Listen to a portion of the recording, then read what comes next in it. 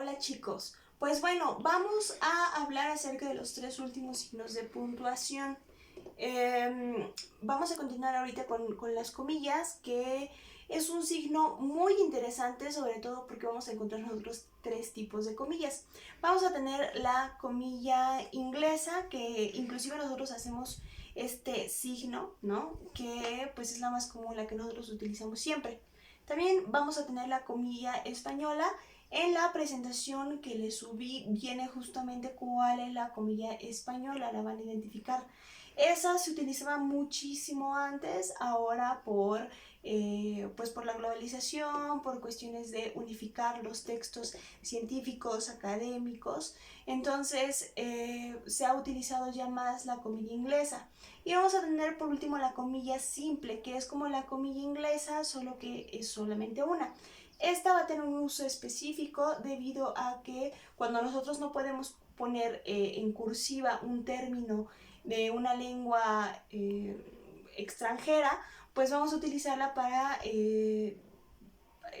darle a entender al lector que justamente es un término extranjero. Por ejemplo, si yo dijera tengo contratación por outsourcing, este término outsourcing, si yo lo escribiese, estaría pues con comillas simples, ¿no? Porque esto quiere decir que es un término extranjero que yo estoy incorporando a mi cotidianidad. Y pues bueno, voy a empezar con los 4 usos de las comillas. El primer uso creo que es el más fácil y el más visto, es cuando nosotros hacemos una cita.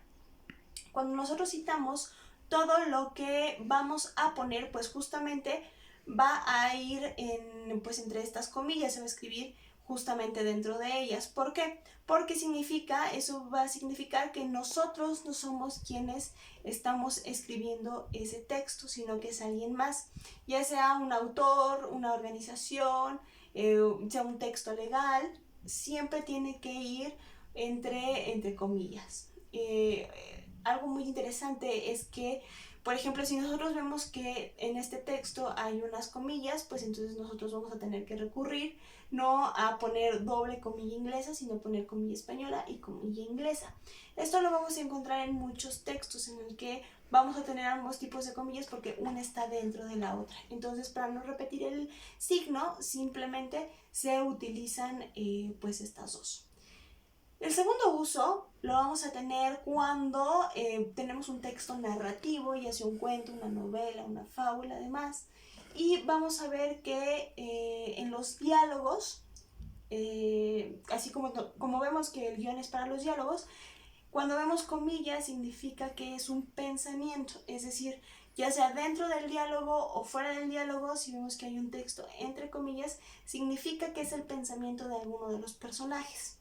El tercer uso va a ser para, siempre que nosotros pongamos el nombre propio de una obra artística o de cualquier obra científica, filosófica, va a ir este nombre propio entre comillas. Por ejemplo, si yo les dijera la Gioconda o la Mona Lisa, o sea, la Mona Lisa, como es un nombre de una obra, iría justamente entre comillas, ¿no?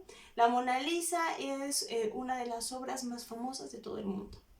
O, por ejemplo, el Requiem, iría entre comillas, de Mozart, es una de las obras más difíciles de tocar, ¿no? Así también lo veríamos con otro tipo de obras, como por ejemplo novelas, ¿no? El laberinto de la soledad de Octavio Paz. Entonces el laberinto de la soledad iría justamente entre estas comillas y significa que pues es el nombre de una obra. Todas las obras tienen que ir entre estas comillas, porque pues no basta con que nosotros pongamos la primera letra en mayúsculas, sino que tenemos que ver en dónde empieza y en dónde termina el nombre. Y esto nos va a permitir justamente el abrir o el cerrar, el abrir y cerrar, perdón, estas comillas. Y el último uso es cuando nosotros le damos un énfasis o un significado diferente a un término, por ejemplo cuando utilizamos el sarcasmo. Si nosotros pusiéramos, no lo sé, la comida de la semana pasada en la oficina estuvo muy buena, ¿no? Nosotros estamos utilizando el sarcasmo. Si lo escribiésemos, el muy buena iría entre comillas porque significa que no ese es el sentido que se le está dando a la oración. De la misma manera, nosotros podemos destacar un término en específico. Por ejemplo, la libertad, que iría entre comillas, es el valor más importante de nuestra época actual. Entonces, esos serían los 4 usos que nosotros vamos a tener de las comillas. Y bueno, nos vemos en el siguiente video para hablar acerca de los corchetes.